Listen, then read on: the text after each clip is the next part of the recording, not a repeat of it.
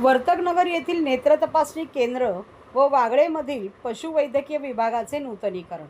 ठाणे महानगरपालिकेच्या वतीने वर्तकनगर येथील स्वर्गीय निर्मला देवी चिंतामण दिघे रुग्णालय, लोकमान्य टिळक नर्सिंग होम येथे नेत्र तपासणी व उपचार केंद्र व वागळे इस्टेट येथील जीर्ण झालेल्या पशु शस्त्रक्रिया विभागाचे नूतनीकरण करून नवीन 88 पिंजऱ्यांसह उद्घाटन नुकतेच महापौर शर्मिला पिंपळकर यांच्या हस्ते झाले आहे.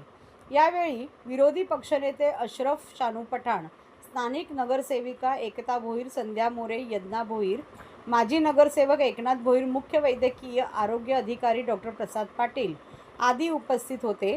नागरिकांच्या आरोग्याच्या दृष्टीने अत्यंत महत्त्वाचा असलेला हा उपक्रम समाजासाठी उपयुक्त ठरणार असल्याचे यावेळी सांगण्यात आले.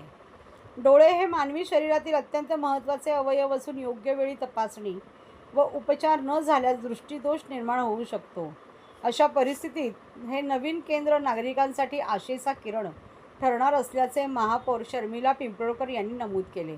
या उपक्रमासाठी rotary club of Thane, skyline यांनी दिलेल्या सहकार्य मोलाचे आहे. या केंद्राच्या माध्यमातून नागरिकांना आधुनिक नेत्र तपासणी, योग्य उपचार व आवश्यक मार्गदर्शन उपलब्ध होणार आहे.